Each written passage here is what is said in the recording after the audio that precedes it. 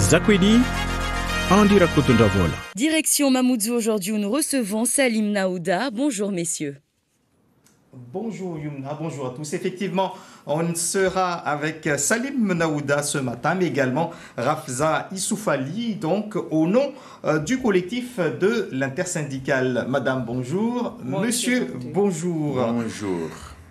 Alors, est-ce qu'aujourd'hui, on peut dire que la grève contre la violence et l'insécurité est suspendue ou toujours pas? Non, mais de toute façon, nous n'avons jamais, annoncé que la grève a été suspendue. La grève continue toujours parce qu'on est loin d'arriver au résultat de ce que attend la population de Mayotte.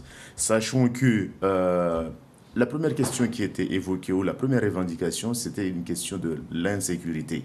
Et puis après est venu le problème de l'immigration clandestine. Sur ces deux sujets-là, nous n'avons pas encore eu de réponse.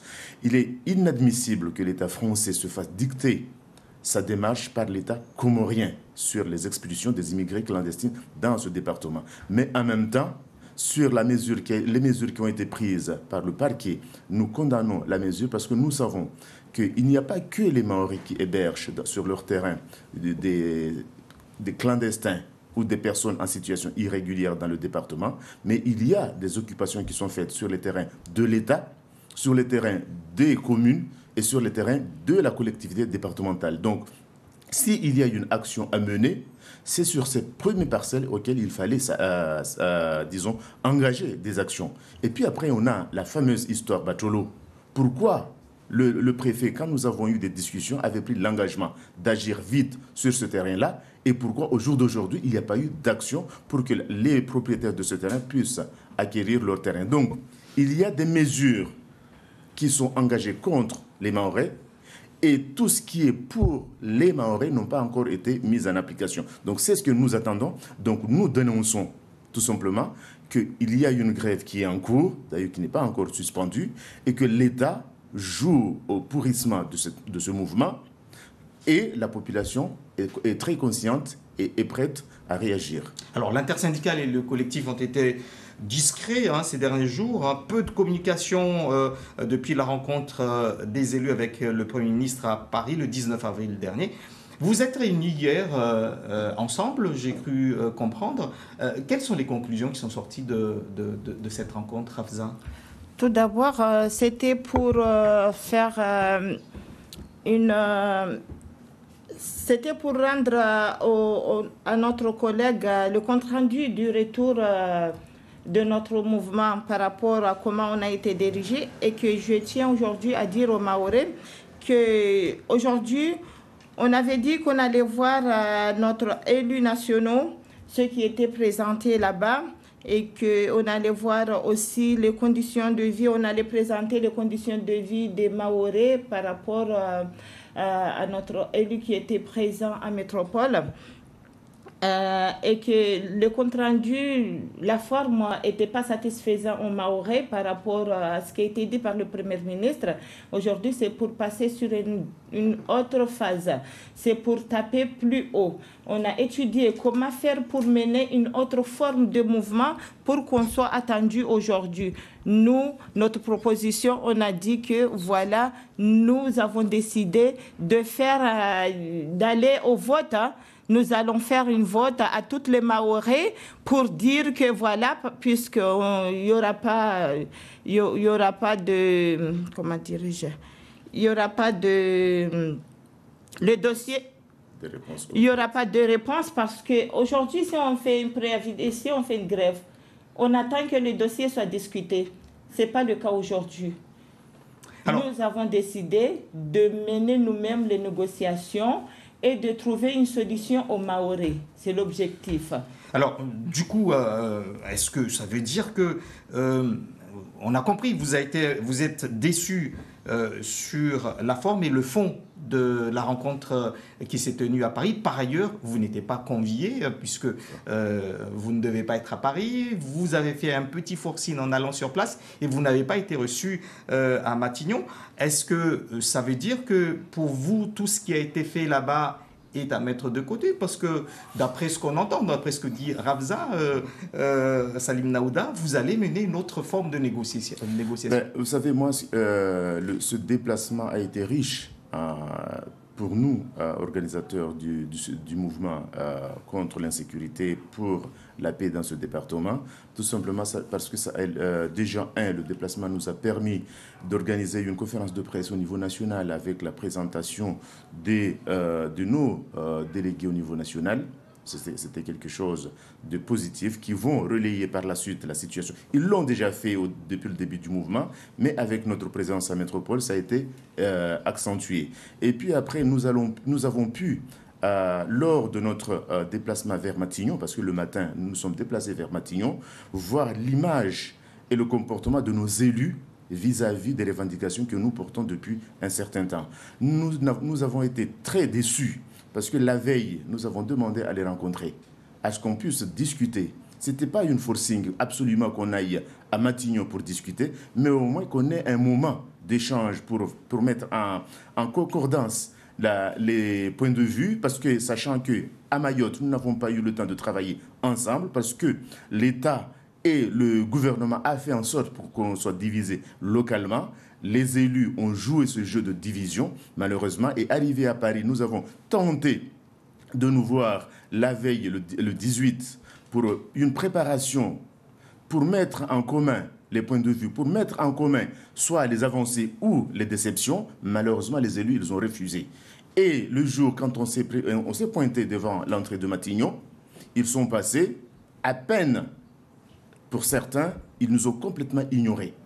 Donc c'est quelque chose qui démontre qu'ici à Mayotte, tant qu'on a ce comportement-là, on ne pourra pas faire avancer les choses. Donc pour nous, le déplacement a été riche le déplacement a été riche en enseignement pour notre point de vue, de côté collectif et intersyndical. Et puis après, il faut que chacun fasse son travail. Si le chef de l'État a fait le choix, ou le chef du gouvernement a fait le choix de réunir les élus politiques, c'est le choix qui a été aussi publicité par les politiques mahorais. Parce que comment peut-on imaginer, comment peut-on comprendre que le mercredi, la veille, il y a eu une réunion avec les Guyanais sur un point d'étape par rapport au mouvement qu'ils ont eu l'année dernière.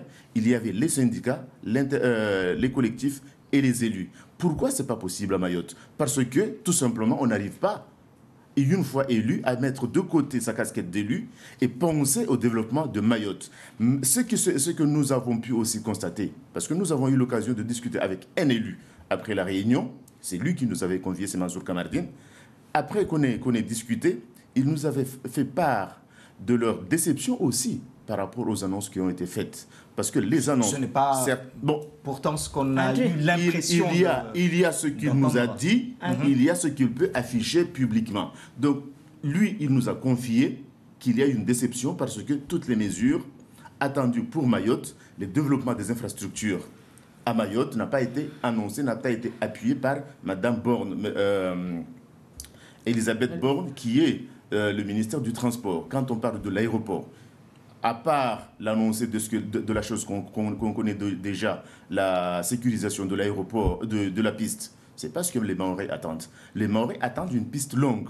La question qui ronge l'économie de Mayotte, qui est aujourd'hui le port, que tout le monde dénonce le fonctionnement du port aujourd'hui, il n'y a pas eu d'annonce à ce niveau-là. Donc, ce sont des mesures auxquelles nous espérons, parce que nous allons avoir une réunion demain avec M. Smith, qui est en charge de ce dossier-là. Nous espérons que ce monsieur ne trahira pas Mayotte.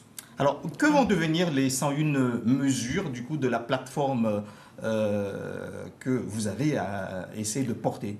Les 101 mesures vont continuer parce que c'est notre projet. Mais nous, aujourd'hui, nous dénonçons, nous disons faire passer le message aux élus qu'on a vraiment vu leur visage quand on était à Métropole. Ce ne sont pas les visages qu'attendent les Mahorais aujourd'hui. Alors, nous avons décidé de continuer parce que nous, on a cherché à voir quels sont leurs projets. On a vu un projet qui a été fait d'ici 2028. C'est pas un projet un projet de mettre un panneau solaire, un projet de faire des petits objets que moi, aujourd'hui, je ne suis pas élue, je n'oserais pas mettre ça en place. Aujourd'hui, Dieu merci, nous avons une solidarité de travailler sur notre dossier et nous demandons à toute la population de Maoré à ce qu'on négocie notre dossier. Comment, sur quelle forme? C'est de faire voter, aller sur vote, dire qu'on va voter notre dossier. Veut dire quoi, ça veut dire comment qu'on va faire une révolution.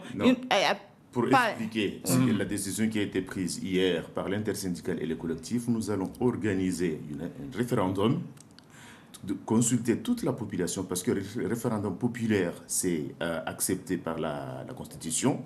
Donc, nous allons organiser ce référendum pour que l'ensemble de la population donne son avis par rapport aux projets qui sont arrêtés, par rapport au développement de ces départements, parce que nous savons qu'il y a beaucoup de trahison. Ce n'est pas ce que la population attend qui est annoncé forcément, ce n'est pas ce que la population attend comme moyen financier qui doit être exploité à Mayotte, qui est mis en avant. Malheureusement, on nous avance des projets qui ne vont en aucun moment dans le sens des projets. Vous n'avez plus que quelques jours, puisque la ministre des Outre-mer va revenir au mois de mai. On le fera bien avant. Pour organiser un référendum, on a besoin de 15 jours. 15 jours. Ça, c'est légal. Donc, les 15 jours, on va les mettre à profit. En plus, Andy, on a été très... Parce que quand on était à Matignon, on nous a dit que quand on a été reçu au ministère de l'Outre-mer, on nous a dit que la ministre allait arriver, c'était vers le 14.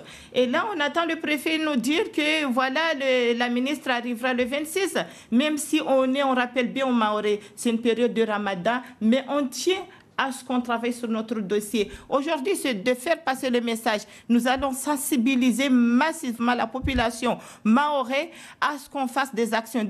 En attendant, il y a première action, il y aura les actions de ce vote-là, il y aura d'autres actions qu'on ne va pas les citer ici, mais c'est des actions qui seront très fortes et que les Maorés vont être satisfaits. Parce que nous, aujourd'hui, on met en cause les élus. Si certains élus souhaitent bien travailler avec nous, mais ceux qui se sont retirés de leur côté et qui sont bien placés aujourd'hui à ce qu'ils travaillent ce dossier-là, aujourd'hui, c'est la honte aux Maorés.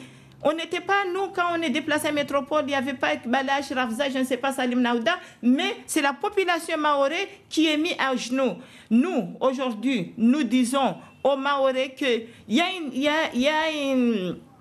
un grand effort à faire par rapport à nos élus. Il y a aussi un temps d'attente pour travailler sur notre dossier.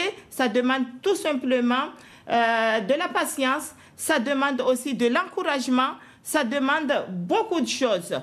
Salim Naouda, pour finir, il nous reste une minute, qu'est-ce qui va se passer? Donc, vous parlez de ce référendum populaire, mais vous êtes aussi reçu, vous allez être reçu par le délégué du gouvernement dans les jours à venir. De toute façon, ça sera pour continuer les palabres. Nous n'allons pas refuser. Nous n'allons pas jouer non plus la chaise vide. Nous allons participer à ces réunions, mais nous allons leur faire comprendre, tout simplement parce que c'est toute la délégation qui va nous recevoir, nous allons leur faire comprendre que les annonces qui ont été faites déjà, certains ont été annoncés alors qu'on n'a pas eu encore à discuter localement, telles que les infrastructures. M. Smith, on ne l'a pas encore vu, on n'a pas encore débattu sur les plateformes, alors qu'il y a des choses qui sont déjà annoncées au niveau national. Donc c'est mentir aux Maoris. Et puis après, il faut savoir que les annonces qui ont été faites, ils ont annoncé l'ARS. L'ARS, il faudra une loi. L'ARS, il faudra une période d'adaptation. L'ARS, il faudra une période et des moyens à mettre en œuvre. Donc, est-ce que ça ne sera pas comme la CMU-C qu'avait annoncé depuis 2014 le président de la République, François Hollande, quand il est venu à Mayotte? Il y a la question du rectorat. Ça arrivera dans combien de temps? Ça, on ne sait même pas. Ils disent 2 ans, mais ça peut aller au-delà de 2 ans. Il y a la question de la CMU-C. On a été dégoûtés par la réponse qui nous a été donnée. C'est que la CMU qui va être mise à Mayotte, ça ne relèvera pas du Code de la sécurité sociale, mais c'est un CMU-C spécifique Mayotte pour donner juste la possibilité à certaines personnes qui sont à Mayotte d'aller se faire soigner gratuitement dans le secteur privé. Mais ce n'est pas la CMU qui existe au niveau national et la gratuité de l'hôpital restera toujours. Donc, ce n'est pas disons la santé, c'est pas l'image de la santé que nous voulons dans ce département. C'est pas l'accès et le droit d'accès à soins. Il y a aussi le contournement Mamoudzou aujourd'hui. Oui, on reviendra dessus, mais en tout cas, on finira donc, on reviendra dessus pour finir cette émission. Mais là, maintenant, nous devons rendre l'antenne. Merci à vous en tout cas d'avoir été les invités de Zakuli ce matin. Dans un instant, le journal en Maoré avec Moana Sainou. Bonne journée à tous.